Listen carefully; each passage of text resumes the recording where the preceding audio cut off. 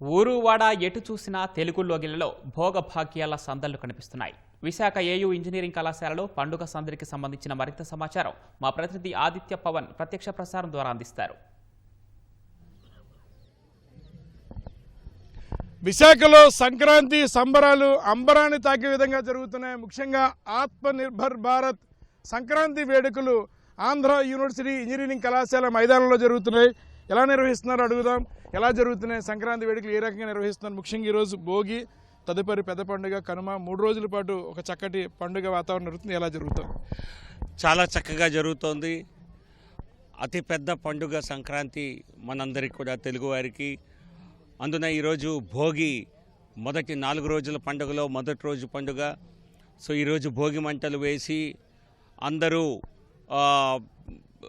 గతంలో ఉన్నటువంటి నెగిటివిటీ పోయి చెడు వీడనాడి అందరి జీవితాల్లో భోగభాగ్యాలు కలగాలని చెప్పి ఈరోజు దేవుణ్ణి ప్రార్థిస్తూ ఇక్కడ భోగి మంటలు పెద్ద ఎత్తున వేయటం జరిగింది. వేలాది సంఖ్యలో ఇక్కడికి వచ్చారు.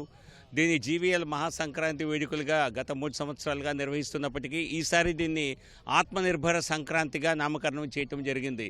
ఎందుకంటే ప్రధాని నరేంద్ర మోదీ గారు ఇచ్చిన సందేశం ఏంటంటే, మన స్వదేశీ వస్తువులను వాడకం చేస్తూ వాటిని వాడుకుంటూ స్వదేశీ ఉత్పత్తుల్ని ప్రోత్సహిస్తూ మన సంస్కృతిని, సంపదని కాపాడుకుంటూ మన చరిత్రని, గొప్ప చరిత్రని గుర్తు చేసుకుంటూ గతంలో ఉన్నటువంటి బానిసత్వాన్ని విడనాడి, విదేశీ ఆలోచనలను విడనాడి మన సంస్కృతి, మన ఆర్థిక విధానానికి ప్రోత్సాహం ఇవ్వాలని చెప్పారు. అదేవిధంగా ఈరోజు ఇక్కడ చర్చించడం జరిగింది. ఆ విదేశీ విధానాలని, ఆలోచనల్ని, అలాగే సంస్కృతుల్ని విడనాడి మన సంస్కృతి అన్నది ఇక్కడ పెంపొందింపు చేసేలా ఇక్కడ కార్యక్రమాలు నిర్వహిస్తున్నాం. సో సంక్రాంతి అంటే పిల్లలకి అదేదో సెలవులని, సంక్రాంతి అంటే సినిమాలు చూడటమని, సంక్రాంతి అంటే ఇంకేం మిగలలేదు. ఆ తరుణంలో పట్టణవాసులు కూడా గ్రామ వాతావరణాన్ని, అనుభూతుల్ని పొంది మన యొక్క సంస్కృతిని, సంక్రాంతి అంటే సంస్కృతి అన్న విషయాన్ని తెలుసుకోవటం కోసం ఇక్కడ అనేక ఇక్కడ గ్రామ వాతావరణాన్ని ఇక్కడ సృష్టించడమే కాకుండా ఇక్కడ మన సంక్రాంతి అంటే చిన్నప్పుడు రోజు ఉదయం హరిదాసులు వచ్చేవారు, రోజు ఉదయం గంగిరెద్దులు వచ్చేవి. మన పక్కన వాటన్నిటిని ఇప్పుడు విశాఖపట్నంలో చూడగలుగుతున్నాం. సో ఈనాటి యువతకి, పిల్లలకి ఇవి పరిచయం చేయాలని పెద్దలు గౌరవనీయులు మాజీ ఉపరాష్ట్రపతి వెంకయ్యనాయుడు గారి చేతుల మీదుగా ఈ కార్యక్రమాలు 9వ తేదీ ప్రారంభించడం జరిగింది. ఆయన చెప్పింది అదే, మన భాష, మన సంస్కృతి, మన యొక్క కట్టుబాట్లు, మన యొక్క ఆహార పద్ధతులు ఇవన్నీ కూడా మనం ఈరోజుకి గుర్తుంచుకోవాలి. వాటిని కూడా మనం ఈరోజు అలవరుచుకోవాలి. ఈనాటి తరం వాటిని కొనసాగించాలి. అవి కనుమరుగు అవ్వకూడదు. మన యొక్క గుర్తింపు ఈ విధానాలే అని చెప్పడం జరిగింది. దాన్ని ఒక రకంగా ప్రతిబింబిస్తూ ఇక్కడ కార్యక్రమాలు నిర్వహించడం జరుగుతోంది. విశాఖ వాసులు లక్షల సంఖ్యలో గత 2 సంవత్సరాల్లో ఈ 4 రోజుల పాటు జరిగే వేడుకల్లో పాల్గొనడం జరిగింది. ఇక్కడే ప్రతిరోజు సాయంత్రం కూడా చక్కటి వినోద కార్యక్రమాలు ఏర్పాటు చేయటం జరిగింది.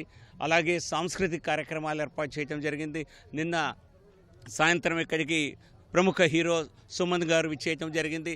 ప్రముఖ గాయకులు, గాయకులు, జబర్దస్త్ టీం వారు, ఈటీవీలో అత్యంత ప్రాచుర్యం పొందినటువంటి జబర్దస్త్ టీం వారు అందరూ కూడా ఇక్కడికి రావటం జరిగింది. నిన్న శాంతికుమార్ గారు, ఆనంద్, అలాగే మోహన ఏమన్నారో కానీ మోహన గారు, వీరందరూ ఇక్కడికి రావటం అందరినీ అలరించడం జరిగింది.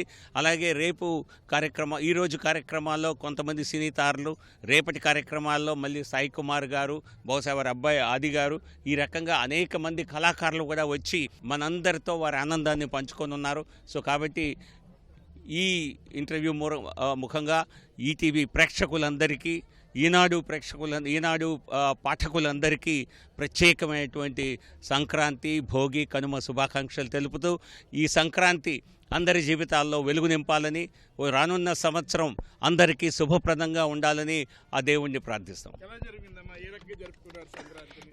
సంక్రాంతి చాలా బాగా జరుపుకున్నామండి. మీ అందరికీ కూడా సంక్రాంతి శుభాకాంక్షలు. ఇలాంటి సంక్రాంతులు అందరి జీవితాల్లో ఇంకా మళ్ళీ రావాలని కోరుకుంటున్నానండి. అంతే. ఇది మనం చూడొచ్చు, ఇక్కడ ఒక పల్లె వాతావరణంలో చాలా చక్కగా, చాలా ఆనందంగా జానపద కళాకారులతోటి, జానపద కళలు, తెలుగు సాంప్రదాయాలను ఉట్టిపడే విధంగా మొత్తం అంతా కూడా ఆంధ్ర యూనివర్సిటీ ఇంజనీరింగ్ కళాశాల మైదానంలో సంసిద్ధమైంది. ఈ ప్రాంతం అంతా కూడా మనకు ఒక పల్లె వాతావరణాన్ని కల్పిస్తూ, పల్లె వాతావరణాన్ని ప్రతిబింబిస్తూ సంక్రాంతి చక్కగా ఘనంగా జరుపుకుంటున్నారు. అలాగే విశాఖే కాదు, చుట్టుపక్కల ఉత్తరాంధ్ర ప్రాంతం నుంచి కూడా పెద్ద సంఖ్యలో వచ్చి అందరూ కూడా ఈ ప్రాంతానంతా కూడా, ఈ పల్లె వాతావరణం, ఈ ప్రాంతానంతా కూడా చాలా చక్కగా ఆనందంగా ఆనందిస్తున్నారు. కెమెరా పర్సన్ ఎస్ శ్రీనివాస్తో ఆదిత్య పవన్, విశాఖపట్నం.